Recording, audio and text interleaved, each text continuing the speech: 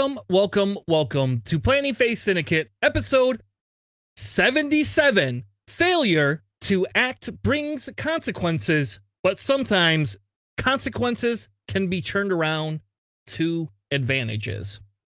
Welcome, everybody, to episode 77 tonight.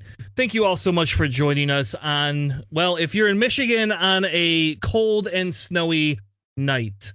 We have a great episode planned tonight. We have JJ joining me again. George will unfortunately not be able to join us for quite a while. He is in the process of moving from his old home to his new home and will not be part of the podcast for a little while. We also are going to talk about the Australian Qualifier, some of the top lists. We're not going to spend a lot of time, but we are going to go over a little bit of those. And on top of that, we are going to cover if we feel any of the hot shots and aces are going to create other points changes that AMG might have missed, or if we're going to kind of just be stuck at the end. We also are going to conclude our X-Wing and chess comparison strategy series called Chess Wing. I think that's what JJ named it, so we're going to go with Chess Wing, unless you want to post in the comments what you would like us to name this segment. But essentially, we're going to be finishing it up by talking about EndGame and how you can close those out. And I'll have a good example for my league game this week, where I was not able to close out my EndGame and ended up losing my match against Tecumseh Sherman, actually, who's in the chat. With that being said, why don't I bring in my co-host for tonight, Mr. JJ. Can't believe those Lions. Yo. Which I don't even know what that means, but I can't believe you're making me relive the trauma of the Detroit Lions beating the New York Giants today. Like I mean, what is it? The Lions record is what now, 4-7 or 4-6 or something? Yeah, like they're coming back, baby. They're coming back. Woo! It's the best season the Lions have had in I don't 20 know years. Yeah, I know exactly. Something like that. No, but excited. And for those who don't know, of course, we'll be covering Andor later today, which I am absolutely excited to go over because this was a really good episode. Really enjoyed it, and we got a lot to talk about towards the end. Can't wait for it, but we'll do it. Yeah. We also have a surprise segment at the very end that we're going to tie into our Andor segment, where we're going to actually talk about crafting the Haulcraft, which, by the way, JJ and I definitely do not agree on how this. JJ wants this ship to have 3 dice, be able to shoot like in 17 directions, be able to activate 18 times, and he wants it to be able to just like live on rocks. That's what he wants. So, you know, like, he thinks it's a droid somehow. Lies. Either which way, what we're gonna do is we are gonna actually craft that ship, but we're gonna wait till the end of the show just because of the spoiler piece. And I want to be able to allow people, if you don't want any spoilers of any kind, to be part of that at all. So, JJ, how was your weekend other than getting trounced by the Detroit Lions? Which seems pretty crazy to me. Yeah, it was pretty nuts. But no, pretty chill weekend, thankfully. Just been able to catch up on a lot of stuff here at home, and just getting ready for Thanksgiving, man. It's around the corner, and this is when you're trying to get all the food stuff ready and bought, and you just don't realize how much time that takes. And man, there's just so much prep that goes into to doing these preparations. And on top of that, just keeping a lookout for all these sales for Black Friday, trying to get all that stuff. I will say, as of note, that I finally got to do a full Battle Yavin scenario at my local on Thursday. I enjoyed it very, very much. I have a whole new appreciation for the Sigma TIE interceptors that came in with that pack. Those are very, very good interceptors. A lot of fun, and I managed to pull off the win just at the end there. But it was a very, very close game all throughout. That's cool. I have not been able to play that yet, and I'm hoping this week, given that it is Thanksgiving and it should be a little bit more lax, I'm hoping I'm going to find somebody at my locals that wants to play with me because I really want to do, like, I even try to bribe my kids and be like, this is the fun part of X-Wing. Like, you don't like the dogfight piece, but here's where we get to recreate a cool scenario. And so essentially what I've told my kids is there will be a Star Wars movie marathon if they don't want to play the Battle of Yavin with me, unless I can find somebody at my locals to actually play with me. Then I don't care. Then they can do whatever the hell they want. So it's funny, all of us bought it and none of us have put it on the table. So I'm hoping, because Mondays have been spent prepping for Rust Cup that we have coming up here in 3 weeks. So we haven't really spent a lot of time with it. I have been playing a little bit more with Dooku, though I'm still not sold that Dooku's really going to be worth taking competitively, even at 6 points, unfortunately. I don't know. So we'll see. Well, I think we'll see kind of how it goes for that. Really quick kind of housekeeping announcements. So I guess I've been a bad host and I have not really paid attention to our Patreon. I apologize if you have been a part of our Patreon. I will be working this week to go through all of my Patreon stuff and send messages out. If you aren't part of the Patreon, hey, now's a great time to jump on board because I got to figure out. I didn't know we even had Patreon so until now, and I feel really bad because for some reason my email notifications were not getting sent to me. I do not know why, but I'm not getting a lot of the notifications. So if you've been a part of our Patreon, we will be doing something for you for this quarter and for this month and stuff like that, and for last month. And I will be sending out a message to anybody that is part of our Patreon group. So that we could kind of talk a little bit about that. Especially because I think we promised like a private show for everybody too. So we will definitely have to try to squeeze one of those in or a couple of those in here coming up. So if you aren't part of our Patreon, you want to join, links below. But anyway, other than that, I had a pretty decent weekend too. I went and got to see my favorite band of all time, MXPX in Chicago. Despite the weather, it did not stop us. We drove out there. Nick from 312 gave us a great restaurant recommendation that was not deep dish pizza, thank God, because it's not real pizza. And sorry, just had to say that. And so what we did is we went to this Harry Carey's, I think is the name of it, and it had a lot of like sports memorabilia, which I don't really carry a lot for, but the food was pretty good. So the food was really, really really good, and I got to have like this chicken vosway or something like that, which is like traditional to Chicago, which I never knew or heard of. So that was fun, and then we had a great concert. Got to see them. They played for like almost an hour and a half, and then we drove back, and we didn't hit snow in Michigan, ironically, because we missed the snow leaving and coming back until 2:30 in the morning, and then it took another hour to go. To go like 20 minutes on the road. So wow. Yeah. That was super fun. How cold was it over there in the concert? Was it like open air or inside of a stadium? It was inside. It was at the House of Blues, so it was very warm inside. Okay. Yeah. We had to wait outside while they wanded everybody and did the stupid metal detector thing, and that was cold. That was very cold. Very, very cold. Especially because I didn't have enough whiskey to keep me warm either. Yeah, absolutely. Yeah, I will say, if you ever go to that Harry Carey's, I got a not a Manhattan, goddamn, what's the other one? An old fashioned, and whatever the bitters they use, like tasted like dark chocolate. It was, oh my God, just so fantastic. Like it was like, oh, this tastes like candy. Oh, this is candy whiskey. That's awesome, actually. Yo, yeah. I gotta try that. Yeah, I had 2 of them. So maybe when JJ, if you're gonna come out to Adepticon, maybe when you come out to Adepticon, we will take a ride downtown, and I'll take you to that restaurant. Maybe, especially if you're gonna come in for the Last Chance Qualifier, which is ironically the second announcement we wanted to make. They are holding a Last Chance Qualifier. They did not tell us what day it was. Rumor has it it'll be either Wednesday or Thursday of that week. I have officially taken Wednesday through Sunday off of work.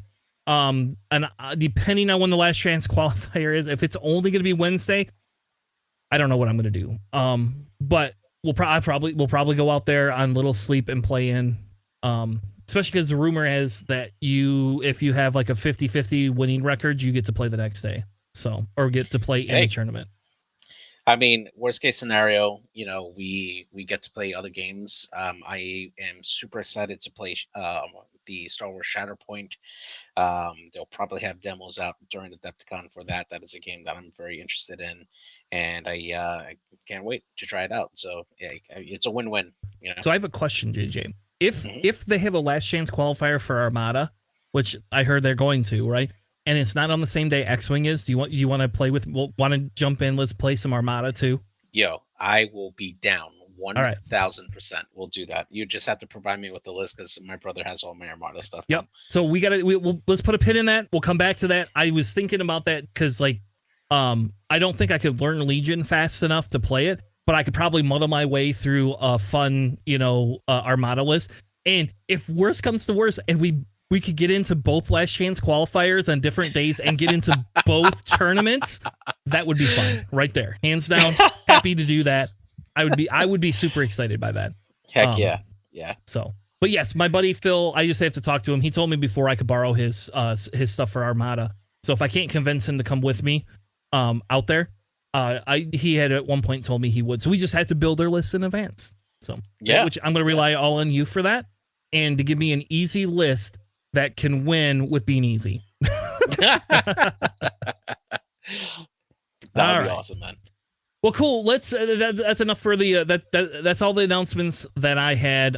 We do have one more announcement. So Charles has been absent from the podcast for the last 5 months, because of his move and because of he actually took a second job for the last 6 months. He will officially be coming back to the podcast the first of the year. So if you were very happy with Charles beforehand, he'll be back and you'll get to see his amazing likeness on the screen, hopefully the first weekend or second weekend in January. All right. So the first thing I wanted to do, is let's look at that Australian qualifier, right? Because I didn't even know what happened until I heard about it. And then I was like, crap, I can't believe we missed that. Yeah.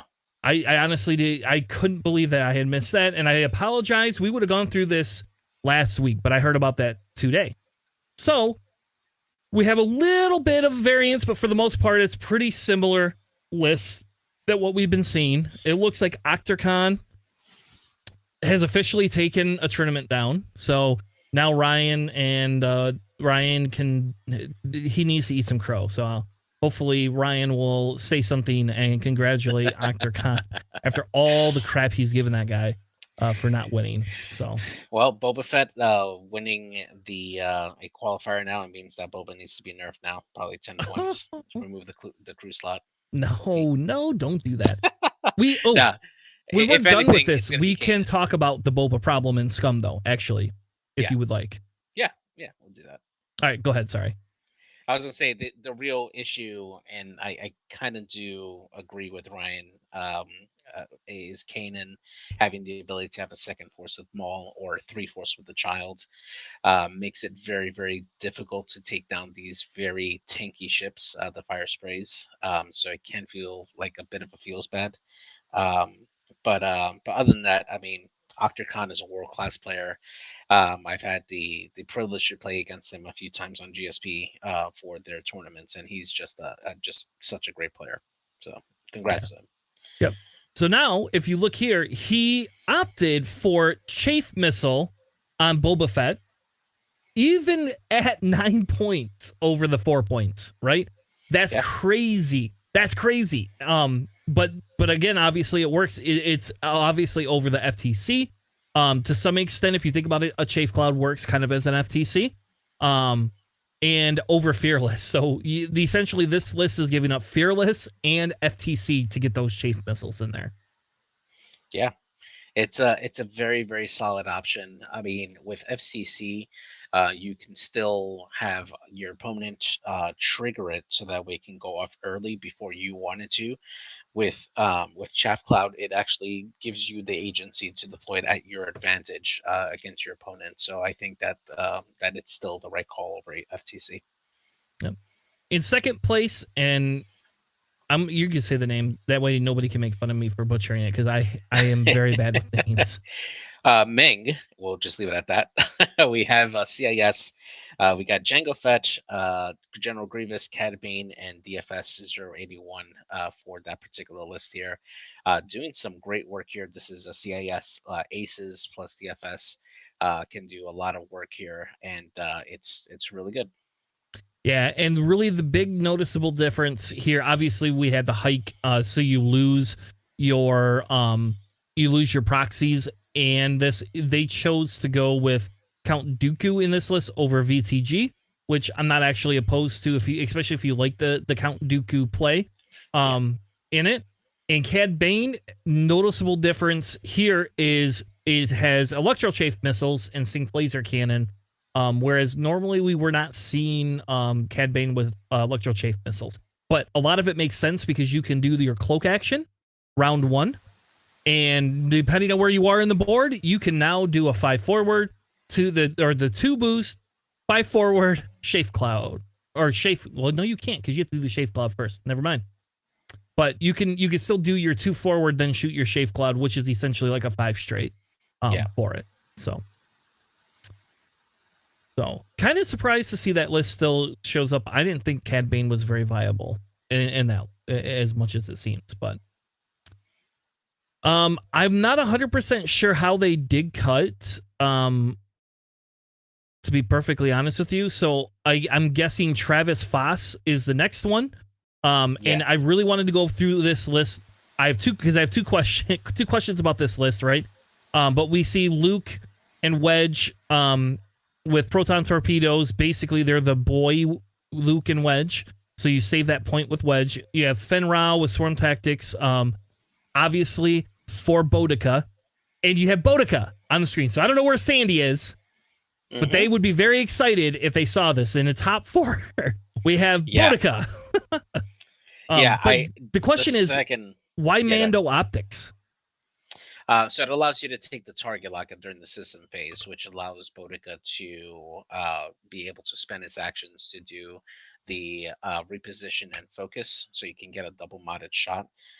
Works really, really well, especially if you can trigger Boudica's ability to trigger early, so that we can have that double modded shot for whenever the ability happens.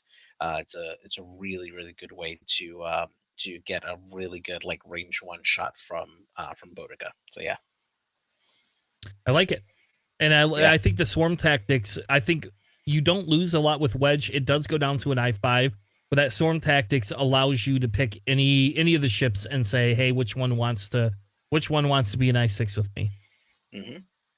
Yeah, absolutely. And the just being able to play against these Battle Yavin, Luke and Wedges. Although I don't think Luke is as strong as the custom Luke, where you can do like different loadouts. This Wedge at 5 points, with just his primary weapon, I mean, it's really good still. You know, you're not getting that I6 shot on the regular in this list. You have the potential to with Fenrau with that swarm tactics, but you're still getting a lot for that Wedge, and it can do a lot. And being able to still have the proton torpedo to attack from range or do the range 1 shot with Wedge, still a really solid option for the Rebels. Yeah. So I like it. I think that's kind of cool. It's nice to see boys on the table again. You know, doing something. The next list is by Nathan Skelly. It's kind of your standard defensive Vader with Faroff and Seven Sister, Rexler Brath with the same things, and then an Academy pilot to gum up the works. Darth Vader still good. It's fun seeing Rexler Brath up in top cut here. I don't think anything's new about this list really that we need to cover. Nabi also has a top appearance with Poe, Rey, and ZZ, which seems to be like his absolute favorite list to play ever of all time. I will say the trick shot on Rey is a little bit different over the heroic. So kudos to him for not doing stupid heroic crap with Rey. There you go. None of his ships have heroic on it now that I look at it. Yeah, definitely a much different version of these ships here. Specifically with ZZ running Mag Pulse and first year paint and a shield upgrade. I mean, that's a 5 health A wing that really discourages you taking a target lock on her. And being able to use that Mag Pulse warheads on like salvage run makes it a really good objective defender. Ray with heightened perception, being able to shoot at initiative 7 to the leadership, or soften it up for Poe to shoot a proton torpedo into. Really, really great. And then Amlin Holdo, I believe, is the token passing upgrade card, and that's interesting. Like, yeah, I know that Poe will be able to do like a focus and um like focus target lock on a particular ship. I guess you could kind of like pass that off, and just depending on the timing for it. But yeah, like this list a lot. Yeah, especially if you think about it, you have the ability to take your target lock if you don't have to spend it for whatever reason, right? You now have the ability to change it. I think mainly it's for ZZ, right? Because you can do things with ZZ and switch things around. Because the question and I can't remember, does the Falcon have a reinforce on it or no? No, they don't. No, Do it they? does not. Okay. So really, you're just passing around target locks, right? In green tokens. I don't know. I think it's cool. We'd have to talk to Nabi to see what they were passing specifically, but Yeah. I think it's pretty good. So if we want to scroll down a little bit, most of these other lists are pretty common. Paylob, Q9, and Boba is definitely different. Usually we see Gamut in that position or Kanan. So getting the Paylob in there for that ion passing is pretty decent. We see a 3. What is that? We see Rexler Brath, Volt Scaris, Iden, and then Delmico. And if I'm not mistaken, that's a Volt Scaris within the TIE Defender. That's an I5. I think so, Same thing as Rex. That's a very, very spicy take there for a TIE Defender.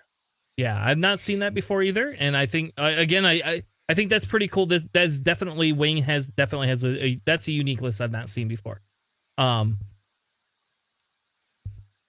And then further down, number 12, Odin Collins running a triple YV666 list with Boss Moralo and Lots Razi.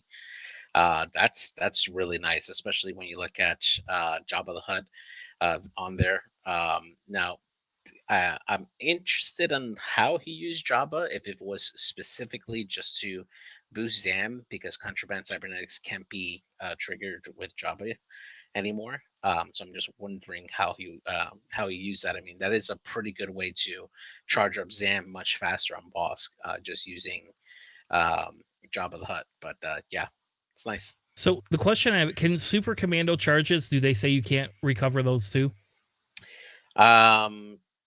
That's a good question. I don't know if Jabba is just restricted to illicits, but I'll take a quick peek here. All right, I'll say, because that would be interesting to know if you could. Otherwise, my assumption is it's for Zam, and I think I've seen that happen before. But obviously this here, his 3 wins, that seems like quite a bit of success there for that, that piece of it. It says the card's charges cannot be recovered, so no, Jabba would not be able to. Okay, so it's for Zam then. We're getting it for Zam, or we're getting it for Zam probably. Yeah. So, which makes sense.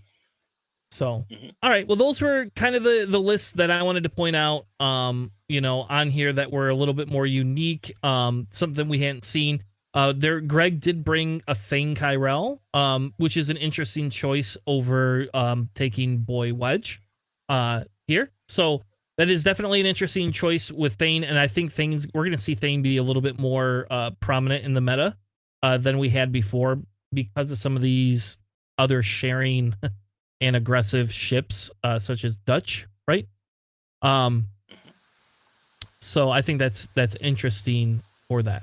Now, what I wanted to do real quick is so what I wanted to do is talk about whether we thought Hot Shots and Aces are going to change any of the other points because they purposely did not give us those points. And so to me, for me, the only way we would see that change is if one of the ships that is coming in from that pack can be comboed with another ship, which would make it too powerful. So JJ, do you feel that that was something that is going to be that way or not? It's possible, right? Eh, I mean, they do have to get more data to see if the initial release for it will be more, if it will require more balance, or if it comes in around the area that, like, the what they're forecasting, how impact the game. So I think that, especially with the last round of tournaments coming in, being able to get that data, they'll be able to make a good adjustment for it and kind of make a decision at that point for it.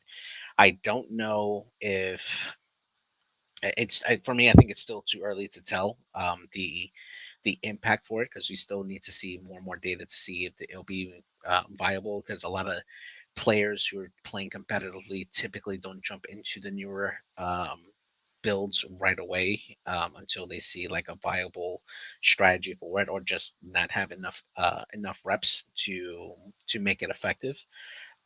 So I think it's still a bit early for it, but there's definitely a lot of potential. You take a look at the new stuff that's coming out, especially like Siege of Coruscant. When you take a look at like the Republic arcs, I mean, those are pretty big boosts for the Republic. I imagine that the Hotshots and Aces pack, a lot of those pilots will be the same, just depending on their points as well. So I would assume that they would definitely have an impact. I just don't know if they'll be like meta breaking. Yeah, and I think I was to say, outside of maybe Finn going up in points, I don't think they're gonna really change points there. Like, honestly, I kind of feel that they're kind of gonna stick to their guns, um, which could be bad or not be bad, I guess, because I don't know. I don't know. I don't. We're probably not gonna get another release before Worlds, right, JJ? You don't think we're gonna No, see? no. I mean, if anything, probably around the time of Worlds, we'll get the re-release of the TIE Bomber. They did mention Ooh, that they wanted to start with the reprints starting Q1 of next year.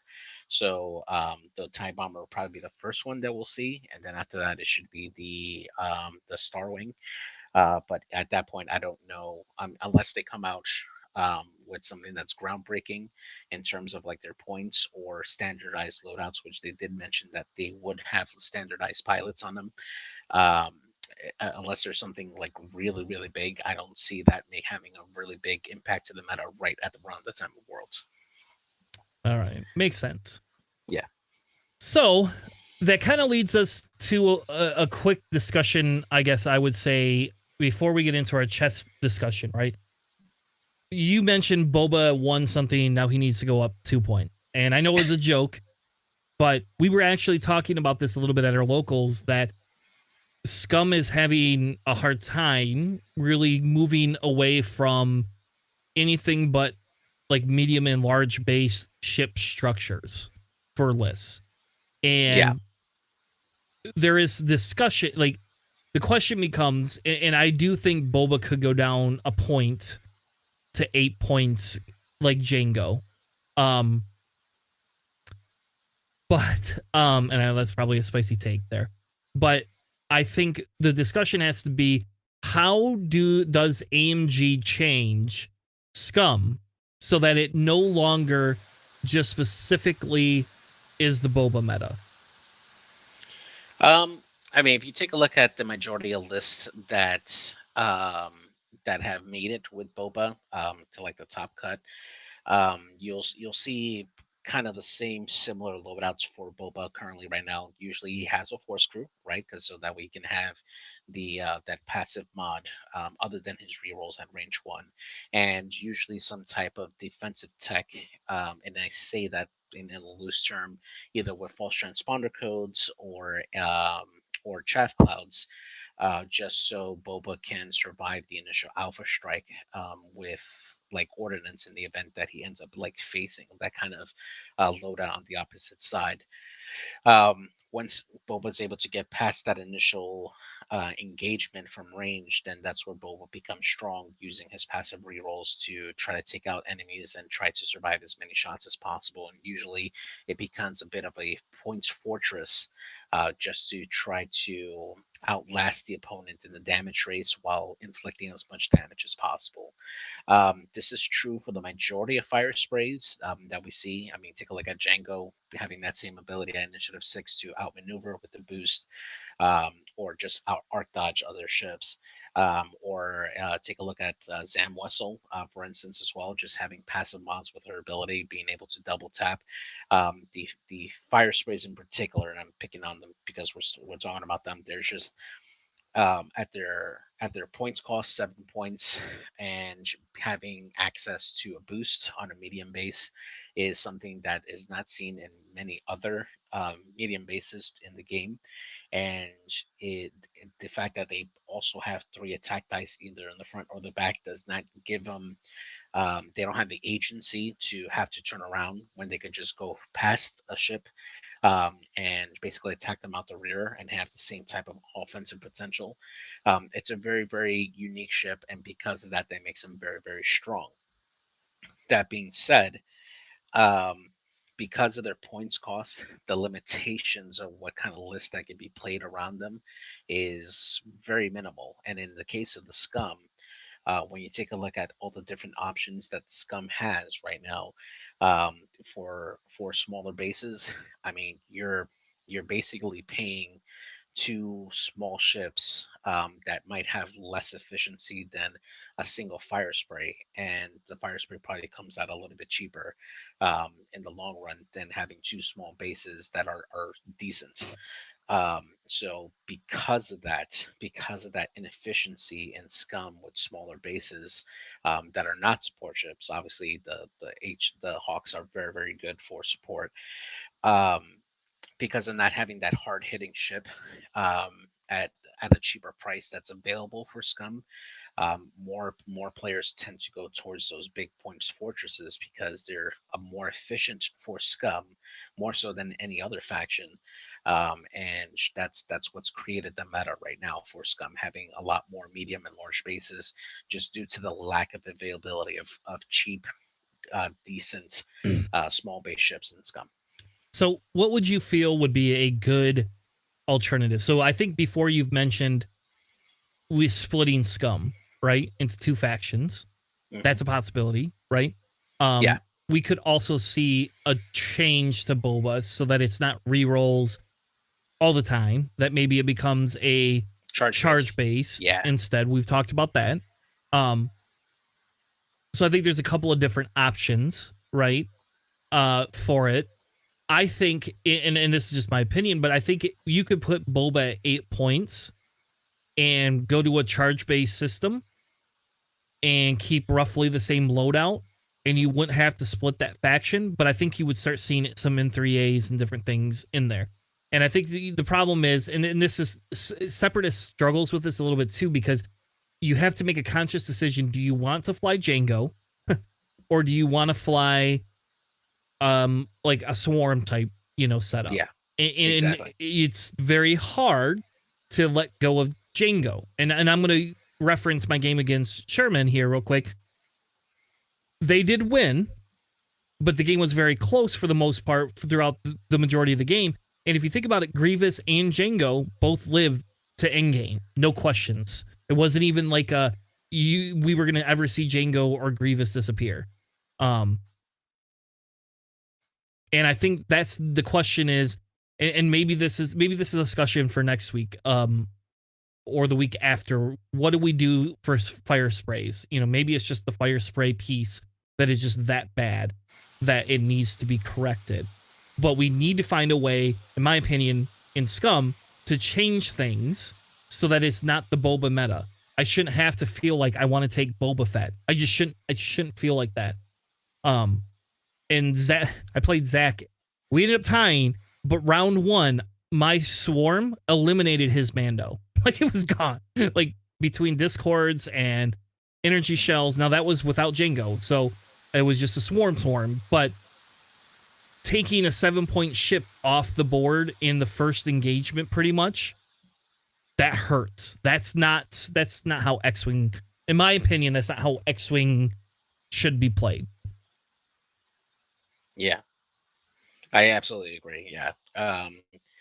And the other part too is just a lot of the things that you see the meta develop from is mainly from tournament results, right? You see that a lot of these, these high end players that go to the cut, they tend to kind of define what the meta is because they can show that a certain archetype can be good, and that kind of helps determine how the meta evolves further for that particular faction there.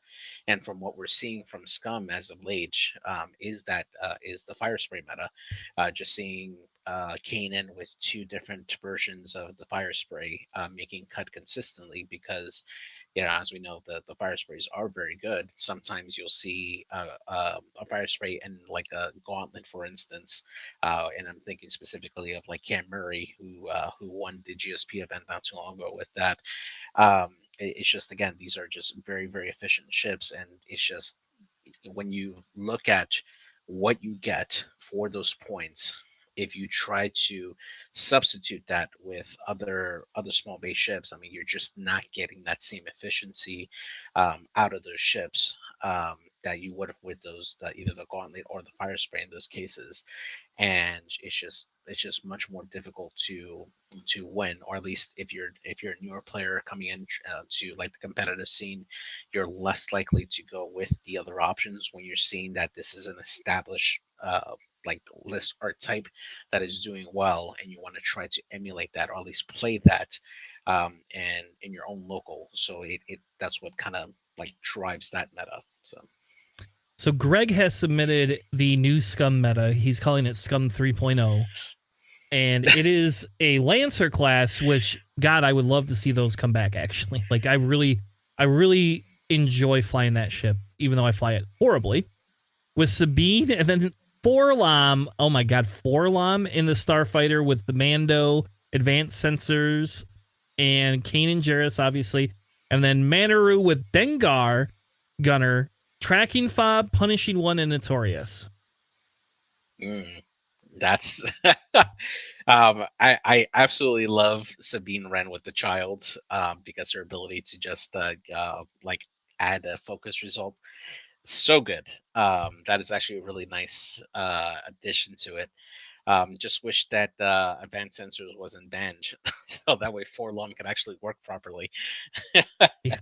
But it's definitely a nice list, man. It's beefy too. I mean, look at this. You got two large bases, a medium base, and then a small base ship, which is the support. Fair enough. All right, so let's transition. Great transition there, Tanner. I should probably just say let's transition. That sounds dumb. Anyway, it's a long day. All right, so what we are going to do now is finish our series on, what did you call it, JJ? Chess Wing. Yes. I wish I knew how to do a poll. I don't know if I like Chess Wing, but it is what it is. Yes. So we'll bring all of our discussion for this to an end. This the last piece here of our Chess Wing discussion. Yep. So previously on Planning Phase Syndicate, we had a series called Chess Wing, where we discussed the different maneuvers, the different list building aspects, zero churn, obstacle placement, maneuvering, attacking, engagement, and everything you want to know about X-Wing and comparing it to chess. The reason we did this was there's a couple reasons. One, because I feel chess is one of the longest standing games that has some of the most theory strategy stuff written about it. And it does not change its points value. It does not change how the pieces maneuver. It doesn't change any of that. And somehow people are still writing large volumes of theory on this specific game. And so what I wanted to do is I wanted to kind of take it through this series like we have and compare it and talk about, how is chess like X-Wing, right? And how can we understand X-Wing differently? So to begin with, we went through, opening phase, we went through obstacle placement, turn 0, all of these other things. And we're finally past middle game and onto the end game. The end game, folks. That's not right. JJ's team name, end game. Yes. Who we're about to find out if they will be, 3-1 or 2-2. Yeah, exactly. You better message Brendan and tell him we get an update. We want an update, my friend. I have faith in Brendan. I know that he'll pull it through. Okay, good. I have faith in Brendan too. So much faith that maybe you should have drafted both of us together. Anyway, we're gonna move on and talk about endgame. So, chess endgame. The definition is a little bit muddied. A lot of people want to argue about it. This is kind of where we have come to the conclusion here is the end game in chess is a phase of the game that occurs after most of your pieces have been exchanged, right? There is no strict criteria technically for end games because a lot of experts will actually disagree with each other on what it is. What I took from it and essentially how I saw it was these 4 main points. Kings get to become active and are more aggressive. Pawns are passed and ready for promotion, which we'll get to what that means in a minute. Mm-hmm. I'm going to butcher this word, but it's Zugzwang, which is German. Or essentially what it means is when a player is obligated to make a move, any move that will worsen their position, and 4 or fewer pieces on the board other than your pawns and your king. Now, endgame has 5 generalizations that people talk about. In the king and pawn endings, an extra pawn is technically more decisive in 90% of the cases. So if you are up a pawn, which means you're technically up in points, which we talked about before, you have a 90% chance of winning, which is crazy to me. That's huge, right? Yeah, and when you look at that, in the X-Wing frame, having that extra ship and towards the end of the game, where you're looking at the final 20 or even 10 minutes of the game, just having that extra piece, being able to if it's a lower initiative ship going in, being able to block the action of an enemy ship, or getting in the path from either getting another scenario action or getting off an extra piece of ordnance. Having that extra pawn as that blocker is a huge deal, especially if you're trying to protect points either on your ship that has a salvage crate, or protecting the objective that's there by not allowing your opponent to grab it. It's absolutely right. Having that extra pawn alive in those cases helps you keep your points, or prevent your opponent from having those points towards their favor. So yeah, that makes sense. Yep. Another generalization is end games with pieces and pawns. An extra pawn has the winning advantage. A winning advantage, right? And it becomes more decisive if the stronger side has a positional advantage as well. The king plays an important role in endgame, which you don't typically see in chess. Usually you want to protect your king, protect it. Initiative is more important in the endgame than in other phases of the game. In rook endgames, the initiative is usually worth at least a pawn. That's pretty big too. 2 connected passed pawns are very strong. If they reach their 6th rank, they are generally as powerful as a rook. And that's essentially when we talk about passed pawns, essentially what passed pawns means is when your pawn moves over your competition, right, towards that edge of the board, because then you can promote it to be whatever you want it to be. Most people pick a queen because that's the smart thing. But if you get 2 of them, your opponent now has to have 2 pieces they have to go after. And that, when we talk about X-Wing in game in a few minutes here, that will be extremely important. Now, there is 2 divisions of endgame. with pawns and without pawns. And for in my opinion, for the X-Wing, it's really not super important. And that's because we're not going to actually delve out I don't know, there was like 15 actual endgame strategies that I had found. We're not going to go into each of those and show you the positions of them and blah, blah, blah.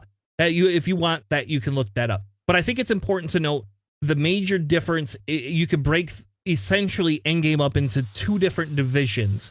And when we talk about X-Wing, right, we can have 2 different divisions we would break our ships up to. One would be having a lot of healthy ships, right? So that would be Division 1, having a lot of healthy ships on the board. Division 2 would be having the ship advantage with lower health ships, whether they don't actually have health or because you've almost murdered all of them. Now, we're going to go through the 5 or the 6 strategies that they have, and then we're going to talk about how we can relate it to X-Wing. So the first strategy that they have is get a queen with your passed pawn. That simply means as your pawn goes over top of the competition and goes to the edge board, you want to get it promoted to a queen. Very simple. Everybody wants to do that. In X-Wing, we can't promote we can't bring ships back from the dead, except for one ship, right? And what's that one ship, JJ? Moralo? No, it's oh my gosh, Tell. It's a scum one. Yeah, I forgot. Tell yeah, I think it is Moralo. Yeah, is it Moralo or is it Tell? Yeah. Oh, yeah, you're right. Sorry, Tell Tribura. Yeah, okay. You're right. Tell. So there you go. So that doesn't technically exist, but being able to understand the promotion of it is kind of where they're going with that. I would kind of disagree a little bit. I do think that this particular strategy does exist in X-Wing, and it's very situational, right? When you take a look at some of the, like when we're going back and kind of classifying some of the pilots as kings or queens or rooks or aces, if you're in a list, let's say that's all initiative 4s, and you're facing off against a list that has an initiative 6 pilot and a bunch of initiative 3s, killing that initiative 6 pilot on your opponent's list now makes your other ships have a lot more value, because you're being able to move after your opponent and take shots before your opponent, and that all of a sudden makes your ships more valuable in that case. So it's essentially promoting your ships by taking out your opponent's queen in that case, and I think that's how that translates in X-Wing. All right, cool. The next strategy, right, in chess is create a passed pawn. So if you don't have a pawn past it, how do you get your pawn passed, right? You know, so that could be having 2 pawns, sacrificing the one to let the other one go. It could be a whole bunch of different things, but the idea is to create a passed pawn. Another one is to win pawns either through attacking them or entering your opponent's camp, which is very much like Nina or Vader, being able to take actions and get behind other ships. Or what's that new interceptor, that new Sigma interceptor that can essentially do the 3 bank and then do a 3 sloop or something like that? Sigma like so crazy. 5, I want to say. Yeah, I think it's Sigma 5 that can do that. The slam action. Yeah, it's so nasty. Yeah. So there's that, right? So getting into your opponent's camp, attacking their weakest flank. Those are our strategies for that. The next one is activating your king. And they talk about in chess strategy either moving your king towards the weakened pawns so that you can start picking off your opponent's pawns, or if there's no weak pawns, moving your king towards the center of the board so it cannot get trapped in a corner, which is what happens to me all the time because I'm stupid and don't move my king. That happens to me way too often. Activate your natties. There you go. Create weak pawns either by taking them, exchanging them, or exchanging other pieces, leading to stopping pawns from being able to pass. You can also provoke your opponent to move inopportunely. That happens in X-Wing all the time. I will tell you that. Like, people talk all the time. That's the one qualm I have with some of it, and like I like an honest player that doesn't actually want to mess with you. And I like, for example, Sherman was very, when we did our game, we were discussing, is Grievous going to fit if he barrel rolls there? He goes, nah, I don't think it's going to, don't do it. And I did it anyway, and it didn't work. It didn't matter. So he was right. He didn't even try to play me. He was just telling me, he was just being honest. So yeah. Anyway, so that's the kind of play I like. But anyway, you can work to provoke your opponent, you know, into an opportunity. And then the last one that they talk about, right, is attack the king directly, right? So that's the most obvious one. Go get your king, go get their other king and corner them into a checkmate, right? I think everybody knows that one. That's, I don't to me, that doesn't even feel like strategy at this point. So now we got to talk about how do we relate that to X-Wing, right? Because when we talk about X-Wing strategy during the end game, we got to kind of define, when does end game start, right? So JJ, I threw a few things on there. You can ignore those, but to you, when do you feel end game starts? Well, in X-Wing 2.5, the end game typically starts when one or both players reach that 12 to 14 point range on the score for a particular game. At that point, you're typically within a ship and a half away from being able to reach your 20 points, especially when you start factoring the points from objectives. That's when the end game, in my opinion, begins for X-Wing, because that's where you have the greatest opportunity to end the game quicker. At that point, the game accelerates faster at that point. You typically have lesser ships at that point, so you're taking lesser turns. So the decisions become that much more crucial to try to win the game with whatever you have left on the board, and as well as attacking the objectives. Yeah. Another one I would say too is looking at your clock, right? Like, so for example, pace of play is a thing. I get yelled at all the time about my pace of play sometimes. I take a little bit longer to make decisions, especially online compared to in person. In person, it's just so much easier to make decisions, I think.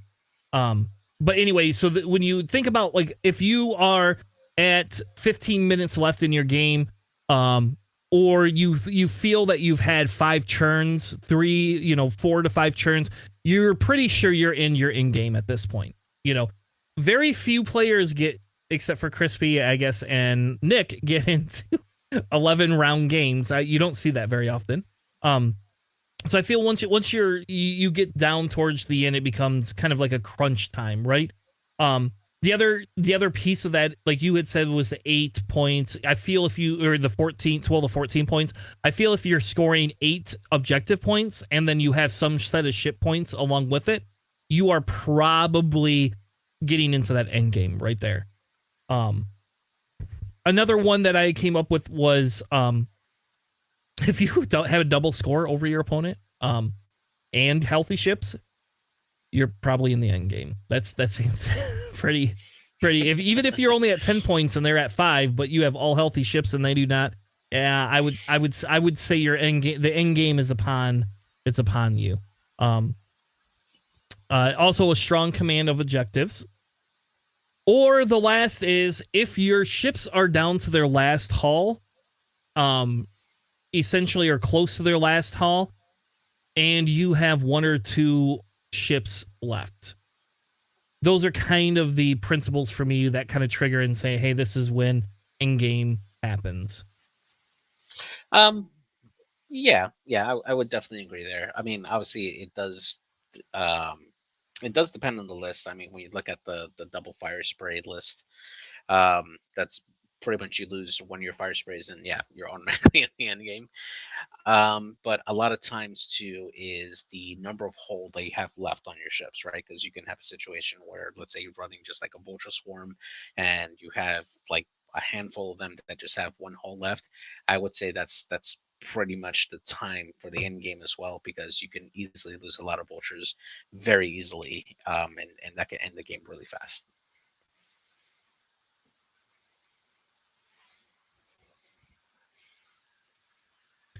All right. So now let's actually talk about strategy. So I purposely only put a few down. I did this on purpose because I don't want to overtalk JJ, and I feel that it would be better if we actually kind of went back and forth and said, here's a couple of different strategy points that we see. So what I'm going to do is give JJ the first crack at it and say, JJ, for you, what is one of the big in-game strategies that you have?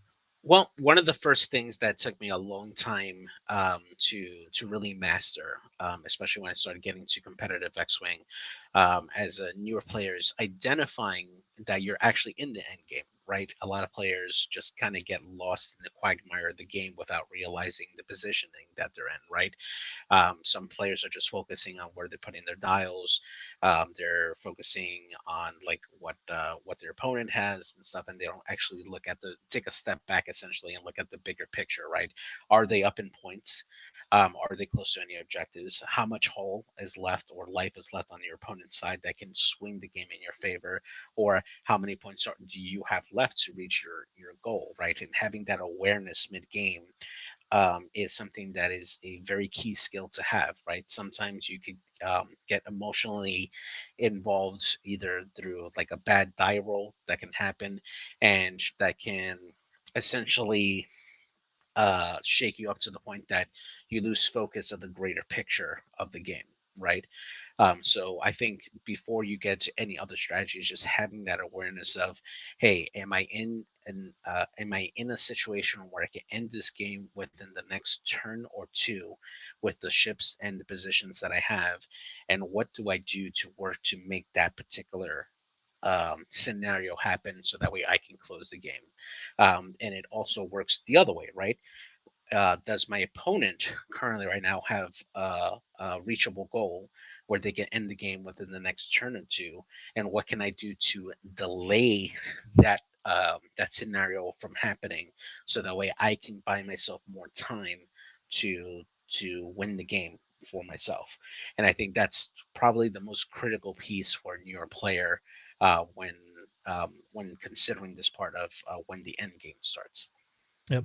A great example, my game against Sherman, I have a one hull Ketsu, and she's just flying away with one hull, and here Django claims an objective point versus a target lock. And of course, then Django rolls 2 blanks and an eyeball and gets 1 crit out of it, that created a dice scenario where everything was about the dice, and then the variability of that was too high. There's a reason you run Django, and it's not for wanting to keep your dice variability. You don't run Django for that. You run it because you want it to be consistent, and I forgot consistency and hedged my bets on a range 0 shot into a buzz droid. So yeah, exactly.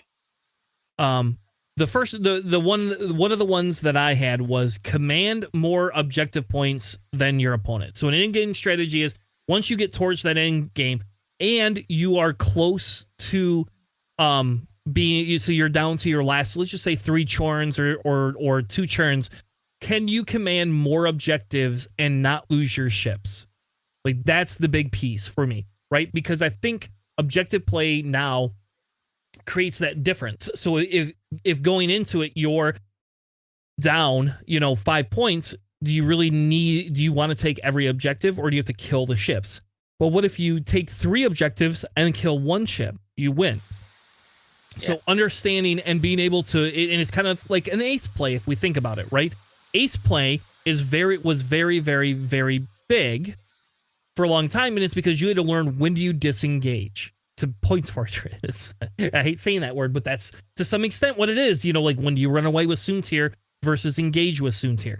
In 2.5 meta, we are seeing a shift in that because again, and again it goes back to if you cannot wipe this other ship off the board to get ship points, you have to go after objective points. You have to.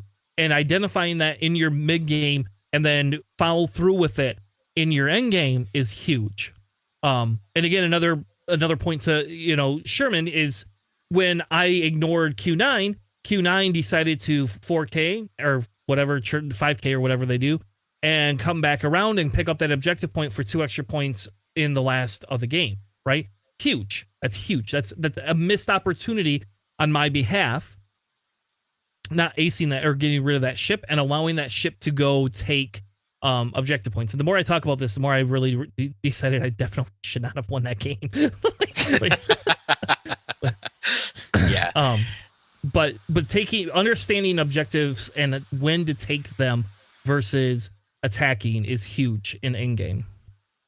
Yeah, and of course this varies a lot, depending on the scenario. But you're absolutely right. Right, commanding more objective points put the pressure on your opponent to react to that state versus setting up the scenario for them to win. Right, because if you control more objective points, then that puts your opponent behind the 8 ball to try to move their ships in probably an unfortunate position or a less favorable position than yourself in order for them to contest those objectives and try to keep pace with you if you're ahead of points. Conversely, the other way around, if your opponent has control of the majority of your objective points, now you're rushing to try to collect those or at least stop your opponent from collecting those points, and that could that could really spread out your formation or put them in a position where they can't really continue pursuit against the opponents who try to take out their ships, or they're left tokenless and leaving them up to possibly be destroyed by your opponent's ships just because you're trying to grab that objective. So yeah, definitely that's a very important point. Yeah. All right. What would be another strategy piece for you, JJ?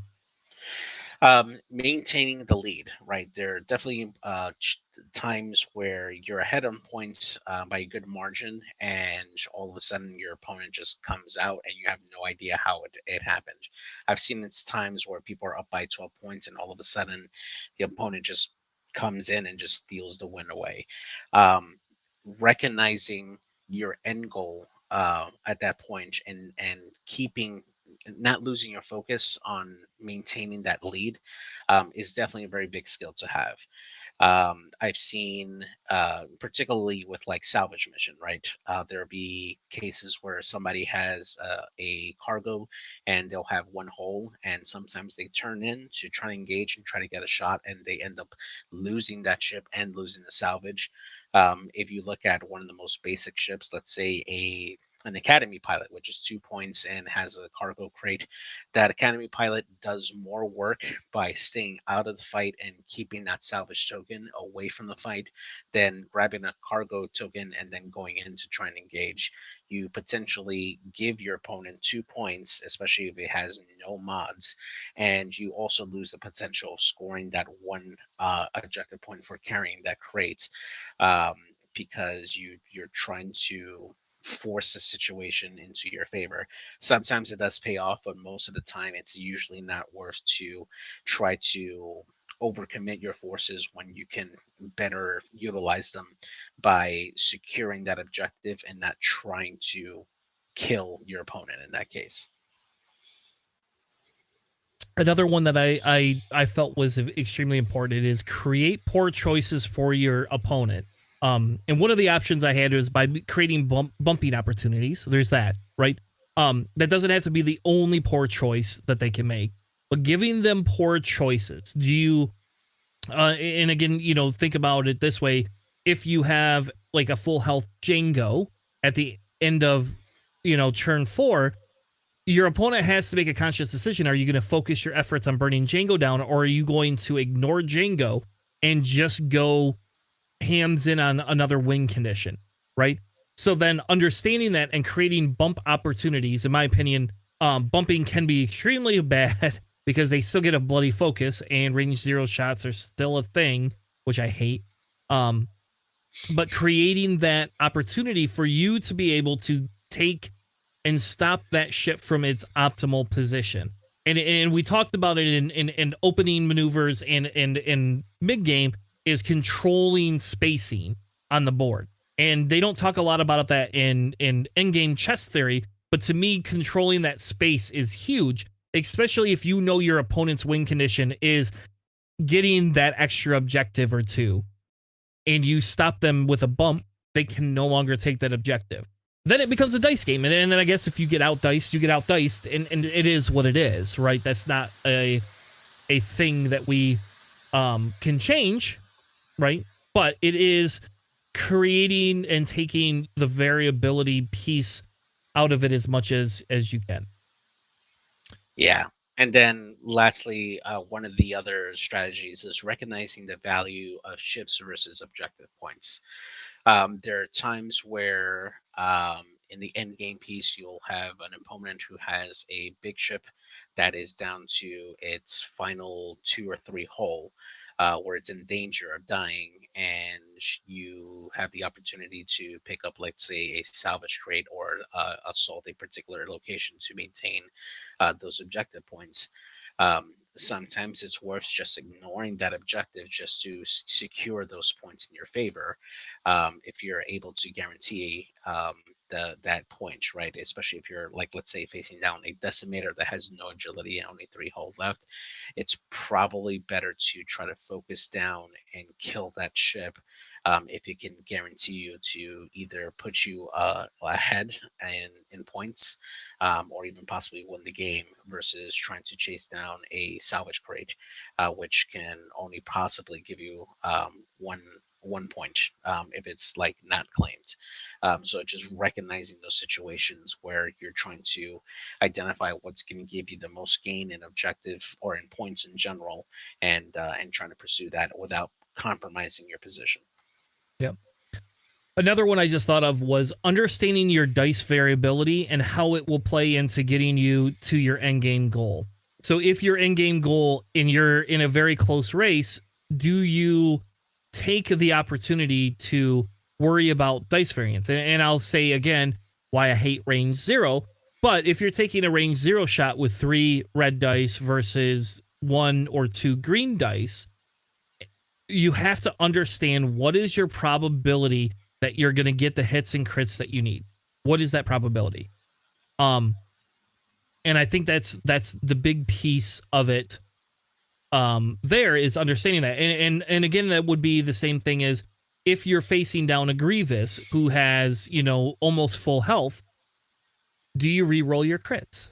Yes. If you can re-roll them, you re-roll your crits because because a blank is better than especially in endgame. There you go. Not at the beginning of the game, but in endgame, re-rolling that crit to either a hit or a blank or an eyeball is a million times better than allowing him to go, is it a ship crit? Because what is our ship crit probability inside of your damage stack? And because we don't get to look at all the damage cards, we have no idea what ship crits are underneath there versus regular crits. So you had to treat it a little bit kind of like counting cards in blackjack, right? Like, all right, the probability is I've gone through 80% of the ship crits. I have 20% of the deck left. Like 30% of those are going to be ship. 70% of them are going to be pilot or whatever the other one is, right? And that's a huge thing, because if you have the opportunity to take the shot with the dice and you have a higher probability, again, if I roll 3 red dice on 1 green dice, what's the probability I get that last 1 hit point or 2 hit points that I need? So understanding what your variability is in your dice is huge, because it can help you make decisions as you move into your end game. Yep, exactly. Any other ones, JJ? Any other things that you think we might have missed for in-game strategy? The last thing I'll say is more of a mental thing. It's easier for some players. It's harder than others. But no matter what, keep your cool in the game. It's easy to feel overconfidence whenever dice are going your way, or it's easy to feel defeated, or down whenever, like, dice blank out on you early on at the beginning and you lose a ship. Don't give up. There's been so many times personally where I felt like my initial engagement just totally favored my opponent, and I lost a key piece of my list, and I just managed to somehow crawl back because I stayed in the game, and I didn't let that bad engagement determine the rest of my game. Like, I kept at it. I still had other ships on the board, and I just adjusted my strategy to keep on, and and you never know what happens, right? Dice are dice. Sometimes they skew very much in your favor in engagements, and sometimes they skew in your opponent's favor. At the end of the day, it's up to you to give yourself the best chance possible with the pieces that you have to win the game. Yep, and I think that's fair. And I will say that is probably the hardest piece I have, that I struggle with, is because if I feel I'm losing too much or that I can't see that end win condition, I become defeated, right? And then I feel, oh my God, I'm not going to win this. And again, another example would be is, if you, like you say, if you lose that important piece, if I lose Django in 3 rounds, can the rest of my list make up for Django? Or is it just an automatic loss? And my game versus Sandy a couple weeks ago, perfect example, I lost Django right away, but in the end, it came down to literally the last shot of the game, even with losing Django. And so if I had completely just given up on life, that game would have easily been, I would have made more mistakes, and that game easily would have been handled. But as long as you keep in your head, hey, there still could be a win condition. There still could be this. And then it goes back to our discussion on list building, right? Like, if you're building a list with a king in it, you might be not playing X-Wing correctly. We have very few kings in X-Wing. Very, very few kings are ever in X-Wing. Yes. So. Well, thank you, everyone. Thank you so much for being a part of this strategy talk. I know it's not for everybody. I won't lie and say I actually really enjoyed this. This is game strategy and game theory are big for me personally.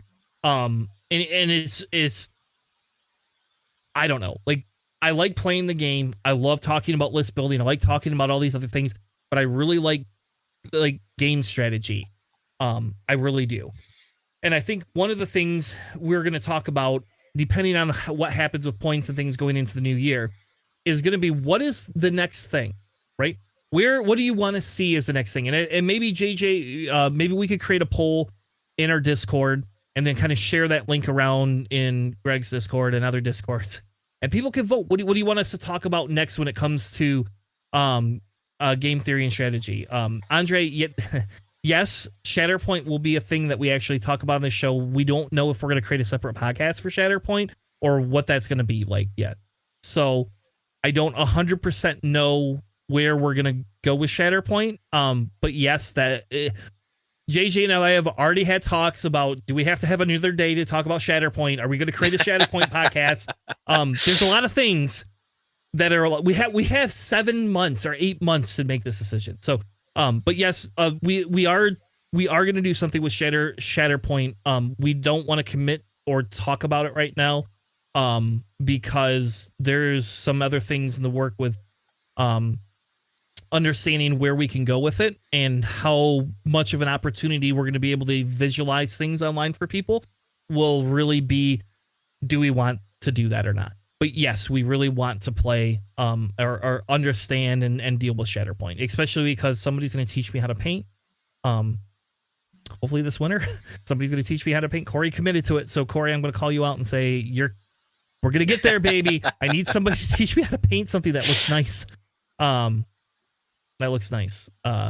Anyway, so we'll post a poll somewhere, or maybe we'll create a Google Doc. That's what we're gonna do. We're gonna create a Google Doc, and we're gonna share the Google Doc. And if you liked our endgame strategy or our chess comparison strategy discussion, we'll give you an opportunity to vote on other things and also make submissions for it. And then what we'll do is we'll take them all, and in a couple of weeks we'll announce what our next discussion point is going to be, because I really think that there's more to X-Wing sometimes than what we even touch on.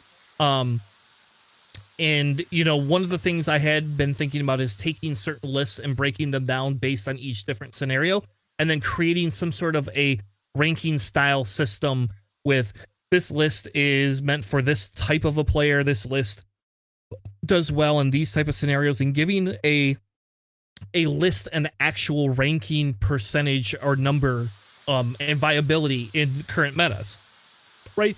And I think that's interesting. Maybe that will be a segment, whether we do a strategy segment too, I don't know. But that was one of the kind of the ideas that we had been floating around internally between the three of us to discuss. And it gives us an opportunity to make suggestions to AMG if they ever listen to our podcast on what they could actually make changes for. So, yeah. So, all right. Now, we're going to do two things. We are going to discuss two different things. We are going to do our Andor segment, and that will be starting here in about 15 minutes. If you do not want to talk about Luthen's ship, here is your spoiler alert that you can hop off. So the first thing I'm going to say, and we're going to hold JJ to this because he's going to be the worst violator of this. We are not going to give away spoilers for the episode in our ship discussion. Our ship discussion is based on that episode, but we are not going to give big spoiler pieces away for it, right? But if you really have not seen that episode and you don't want anything or any discussion, you get 10 seconds. JJ's going to count 10 seconds down for you to hop on off, because we are going to create our own Fondor Haulcraft. Do the count, baby. 10, 9, 8, 7, 6, 5, 4, 3, 2, 1. All right. Now we're going to talk. This is where JJ and I disagree on what the ship should be. We're just going to put it that way. We had some internal discussions, and then JJ got pissed off and was like, I'm not going to tell you any of my stuff until the day of the show. I can literally prove to you where he said that, because he was like, fuck this shit. We have created our own versions of the Fondor Haulcraft. So, JJ, would you like me or you to go first? I'll let you do your showcase first of your presentation, and then we'll do mine, and then we'll discuss the two. So I'll let you go first. Go ahead. You're gonna let me go first? Wow. Yes. How generous of you. All right. Let me make it a little bit bigger. So just a quick intro before you start, just in case anybody who may not know what we're talking about. Currently, right now, Disney Plus has a show for Star Wars that's running right now called Andor, which is based on the character that we were first introduced to from Rogue One. If you haven't seen anything about the show, it is a fantastic show. Highly recommend you guys seeing it.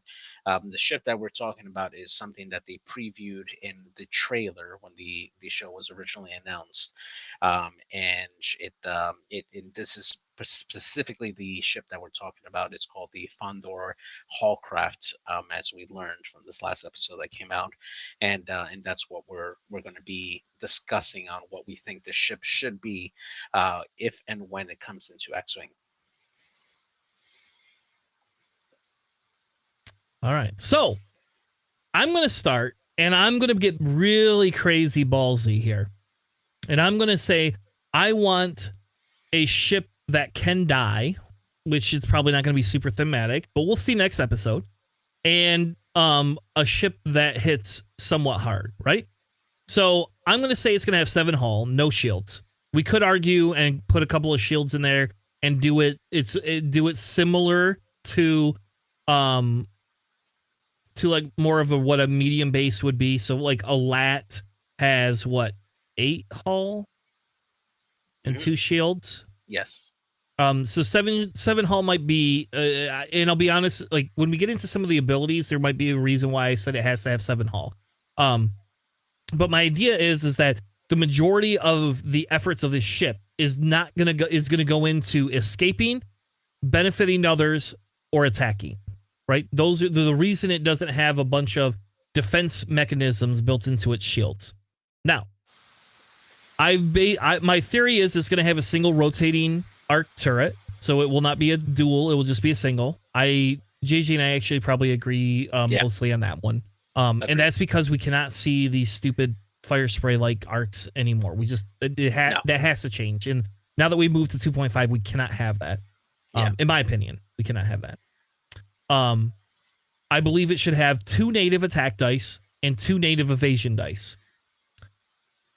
The card text that is just the base, the bottom part for every one of the ships, so no matter what pilot it is, that The missile chassis ability.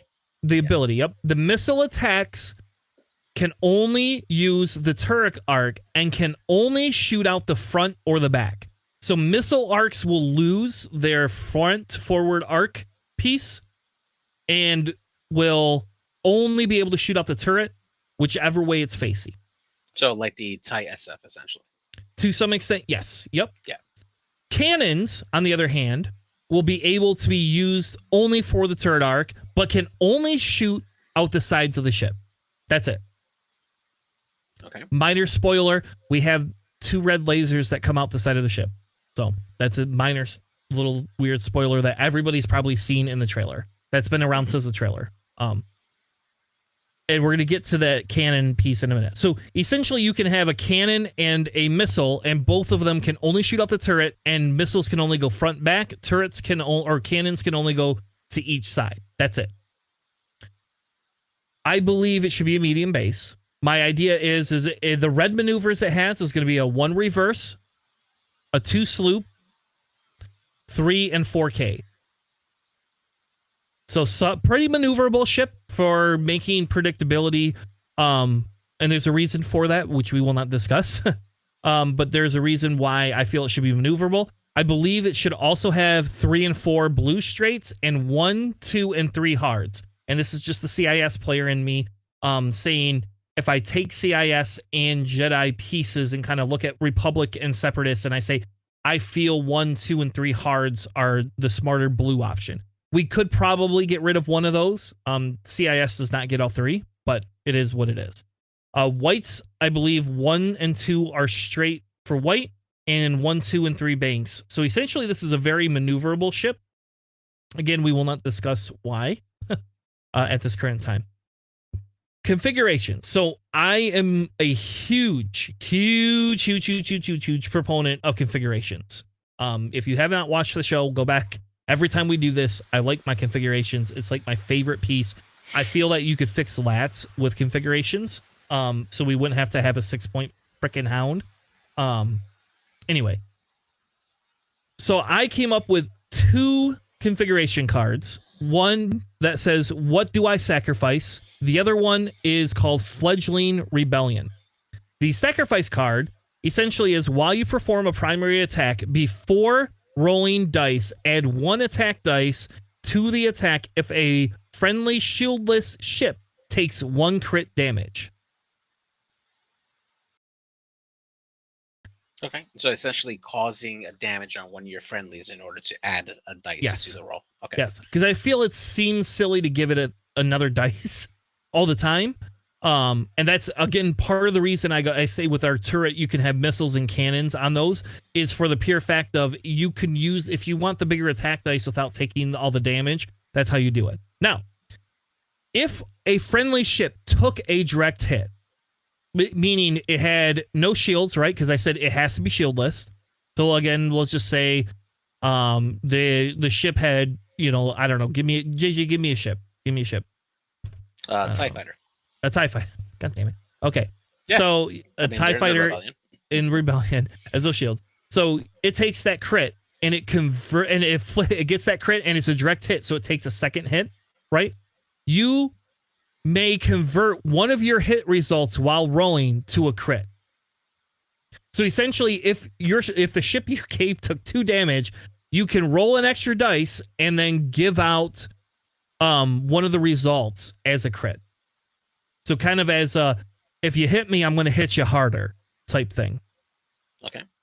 The second configuration card that I had is called Fledgling Rebellion.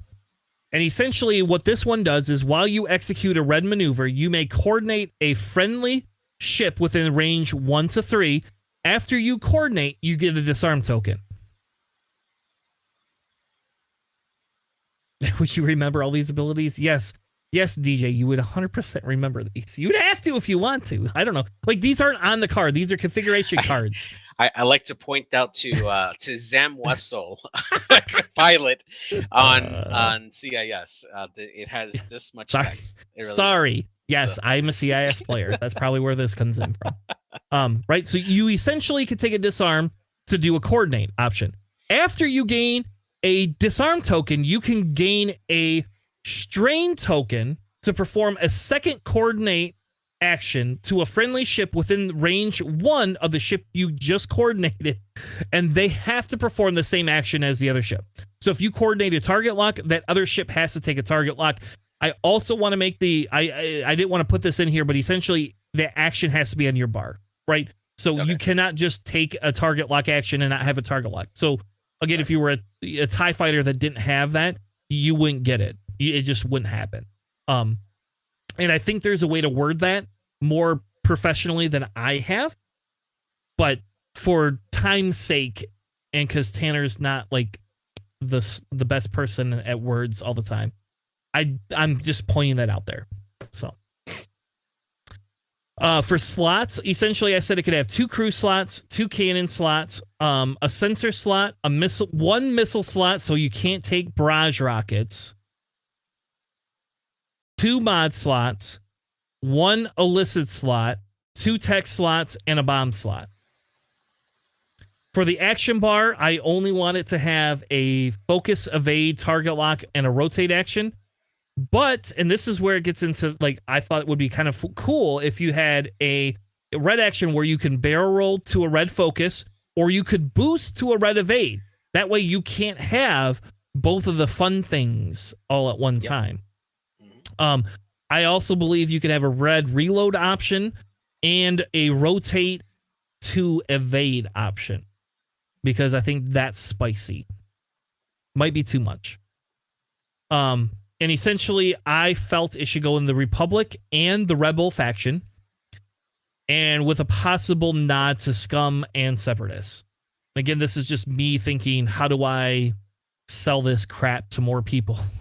You know? That's just me being AMG selfish. Or I guess I would say Asmodee selfish, not AMG selfish. Asmodee selfish. Okay. I like it. All right. So, qualms, discussion points before we move on to JJ's version? So, I don't want to dive too deep onto it because we'll do a little bit for the thing. I do like the idea of the configuration cards. I almost would like it as condition cards, similar to ZAM, so that way you have to choose which one you want to do.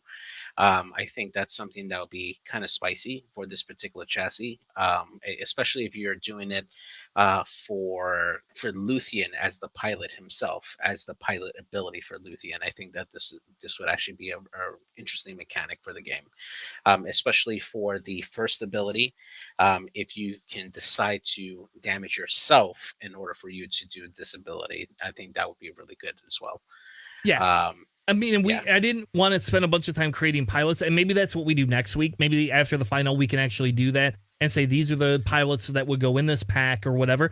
I agree with you. I really like it. Yeah, could Luthien take that and make it different, right? Yes, I absolutely think 100% he could. The condition, I never thought of it as a condition card. That's interesting. Does it make it too powerful though? That was the reason if you limit it to a single pilot, and that's what I'm saying, like if you make this Luthien's ability instead of just the chassis configuration, you can limit its interactions and its loadout. Like if you take out a crew card or a crew slot to essentially give the ship this, it has less chance to break with other upgrades that could potentially come into the game. So. There you go. So make a droid or a crew only card for Luthien. Yes. That says Luthien loses a crew slot and gets what's the name of the droid on the ship? The attack droid, or what is it a spoiler if we say what it is? Kind of, yeah. Okay, so we're not gonna say. So the droid that we know is on that ship that talks in the thing in the trailer. that droid could be Luthen's ability. Take this droid, lose your crew slot, put this thing in, and then the droid's ability specifically is your configuration cards become condition cards. Love it. Yeah. That's great. That's actually really good. I never thought about that. Well, we could be game designers. Damn it, AMG. JG and I want to be game designers. Let's start our own Kickstarter, man. I'm telling you. Let's do it. All right. So let's go on to my my loadout for this. So I'm going to preface this with Tanner had no idea that there was a site where you can create your own cards, and I actually did this. Did I create this art? No, I actually just took snapshots on it with a bad phone, and it actually made it look like it was actually drawn on the things here. So, so these are all snips of this particular episode where we get the majority of our stuff here. So I made the card specifically for Luthien, the pilot, for this year, and I gave him the subtitle Rarity Collector. I made him an Initiative 5 pilot. His ability, and again, based on this one scene that we've seen so far, it says during the system phase, if you have an enemy ship in your rear half, you may spend a charge that he has. There are 2 non-recurring charges to gain a focus token.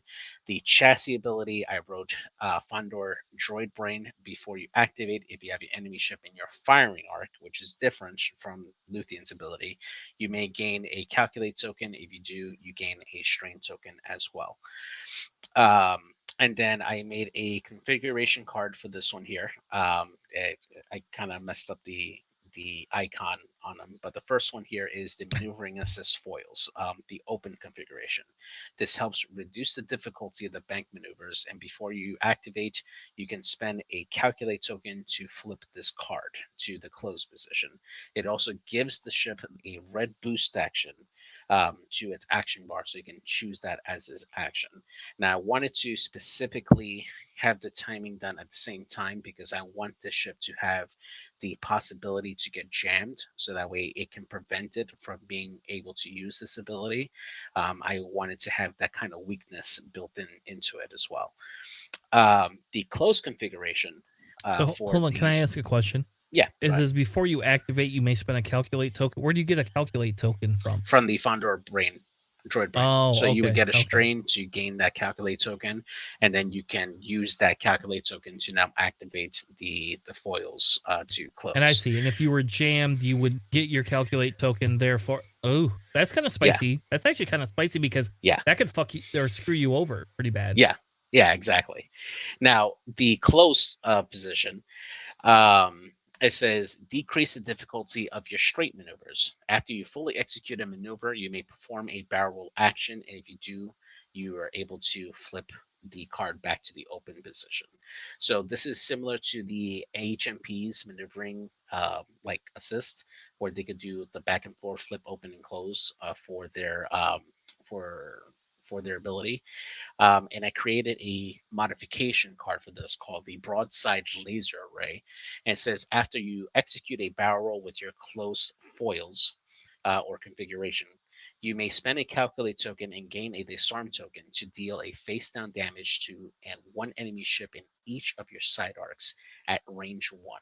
This is specifically to kind of like show how without giving too much away, how this kind of recurred, and to also take away the ability to do this ability and also take a shot. I wanted, to me, it makes sense that if you're going to do this ability, you're basically transferring the power in your turret arc to this particular modification in order to deal damage. So you're basically guaranteeing damage out the sides, but you're sacrificing any potential for a big shot. Now, the stat line that I gave for this particular ship, I did make it a single turret arc, 3 dice. I only gave it 1 agility because I feel that as a medium base, it shouldn't be too agile to avoid damage. Now, I did deter from Tanner's version a bit. I did give it 6 hull and 3 shields. The reason for that is, number one, this would be, in my opinion, a rebel ship, and rebels tend to have a lot more shields in their ships as a rule in general. So they should have 3 shields available. And this makes it actually just 1 more health more than a B-Wing, but not quite the same health as a fire spray. So I wanted to kind of put it in that balance there. And I give its actions as a white focus, a white target lock, and a barrel roll natively. And then, of course, the rotate turret arc for its actions. All right. Did you want to go over your let me find it. Your dial real quick? Yes. So the dial I have on here, just going a little bit. Oh my god! I basically this? did a modified decimator dial. I took away the hard ones because I didn't want it to have a hard one on it. But I left it intentionally on purpose with the banks being white. The reason being is that with the foils open, all those banks are blues. But with the foils closed, now you have less of an option for your ship to be able to clear that stress. Now, we don't see it do a hard maneuver, so I don't believe that this would have an ability to do a K turn. But because it has a turret arc, it would be able to essentially put the turret on the side and still do 90-degree turns and still have time on target that way. And I think that's how the ship should function. This is crazy. So is the reason you gave it no blues just because you're gonna give it that status thing or the configuration? Yeah, exactly. Yeah, it's similar to like the HMP. I took that kind of design philosophy for that ship with the foils to kind of help its dial to make it better, and that's the kind of the design philosophy that I took. So, I will say one of the qualms I have is the dial. I think with this dial, it's an unplayed ship, and maybe I'm just being a dick, but a dink. But I really do think because, and again, the problem is because so with an HMP, by the way, you cannot stop them from reducing the maneuvers and flipping that card, right? Like you cannot stop that piece of it. Whereas with your ship, I can jam you and I just screwed you. Like if you're stressed, you're done. That's a huge negative play in my opinion. Well, no, you remember the Fondor Droid Brain is gain a token, not take an action.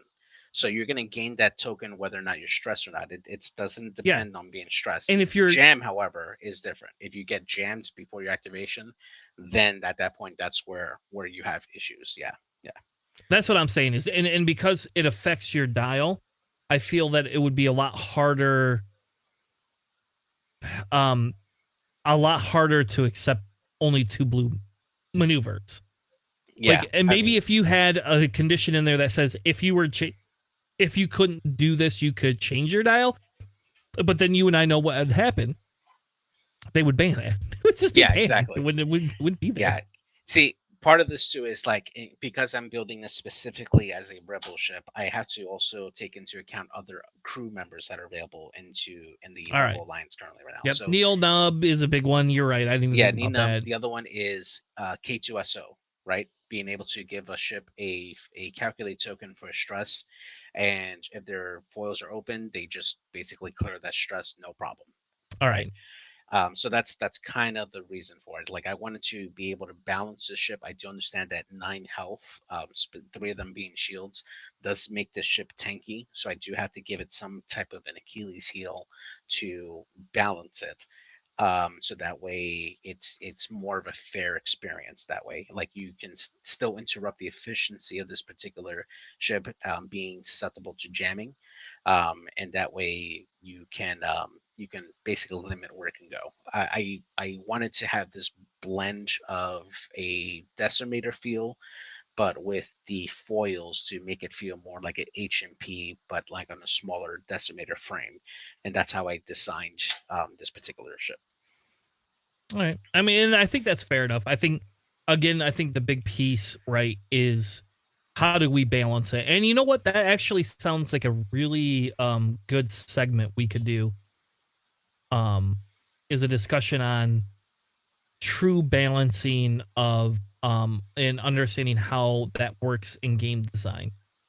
So maybe we'll find some game designers that want to join us that are not X-Wing game designers, so we don't have to worry about any of them. We don't have to deal with any of the drama between AMG and FFG. Yeah. Let's put it that way. And just hot news here that just was just announced. Team EndGame has won their week. Brandon Edwards pulling out the win, 19-11. So congratulations to my team. I'm very proud of you guys for pulling out this win. And now we're gonna have a full week of rest. Enjoy your time with your family. Go Team EndGame. Wait, we have a week off? Yes. Oh shit! I got 2 weeks off then. Because I think I get the bye. I think I finally am up for my bye week. Damn it! That's Nick. Where's Nick? Somebody get Nick on the show right. Nick, if you're listening right now, on my show now. It's ridiculous. Damn it! That's 2 weeks. I'm not gonna get any practice for Rust Cup. All right, that's what I get. I guess for I don't know. Whatever. Nick. It's not Greg. It's Nick. Nick Sperry is the one that gave me the bye this week. I don't think I have to have a bye. I think I got the bye. Well, he's trying to get Andrew to trade Manny. So we'll see. We'll see if that shakes up anything for the league. Andrew to trade Manny. Mm-hmm. Over to Team EndGame. Oh, you want Manny? No. Nick just posted that he wants to open up a trade talk to obtain Manny from Andrew's team. So we'll see how that goes. Yeah. Yeah. Maybe I'll get traded. I'll be back on the corgis. There you go. With a winning record, right? I'll tell you what. That's my Andrew. That is my favorite target lock. I use that at locals, and people just like look at me like, what is that? It's like, well, I played on this online league called Nickel City, and we got Andrew gave us a little corgi target locks, and I use it. I use it on my my Django one almost every time. My Django target lock. Even though I have like the GSP ones, I like the corgi because it stands out on the table, and so it's like for me, it's a big trigger point to remember. There you go. Trigger point to remember, things that you're supposed to do. It helps me remember things with Django. So, yeah. All right. Well, thank you all so much for joining us this week. We will be back next week. I'm going to force JJ because Thanksgiving is Thursday, not Sunday. We will have an episode on Sunday. I will say, JJ, do you know if they updated TTS to play Battle of Yavin at all? As the last update that I saw on Friday, that is on their list to complete. So as far as I know, Flipster and the team are still working on having that that actual scenario load into TTS as a separate load. So hopefully soon we'll see. They just updated TTS to have all the new pilots that were revealed for Hot Shots and Aces, as well as the rest of the Siege Coruscant stuff. So all of those pilots are playable. Obviously, we don't have the points yet for the new Hot Shots and Aces pilots, but we do have all the Siege Coruscant stuff. So yeah. Well, cool. If that sucks, I really wanted to do that this week, but I don't know. We'll have to schedule some time. Maybe I got to find out if Greg's streaming something on Friday like he did last year for Black Friday or not. If Greg's not streaming, maybe if JJ's not doing anything Friday night, maybe we'll resurrect and do some like jank tank thing or something like that and just have like a fun night. I don't know. Maybe we'll open it up to other things.